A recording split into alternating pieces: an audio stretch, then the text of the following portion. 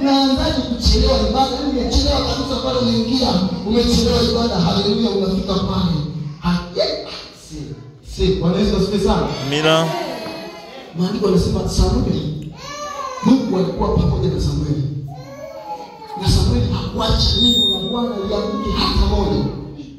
Bwana Yesu asifiwe sana. Amen. Hakuacha Samueli hata neno moja lianguke. Maana alikuwa makini kwenye kila kitu. Jamani, mimi hapa. Hapo unajua Samueli alipokuwa anaanza kutumika alikuwa mdogo kama sisi. Bwana Yesu asifiwe sana. Kwa Samueli, mimi hapa jamani. Mimi anaendelea, Mungu akawa pamoja naye. Bwana Yesu asifiwe sana. Amina. Kwa hiyo watumishi wa Mungu leo ni Pasaka. Bwana Yesu asifiwe sana. Amen. Hakuna haja ya kulia tena. Bwana Yesu asifiwe sana. Amen. Hakuna haja ya kuhuzunika tena. Bwana Yesu asifiwe. Amen. Hakuna haja ya kuhesabu mabaya ulionayo au magonjwa ulionayo.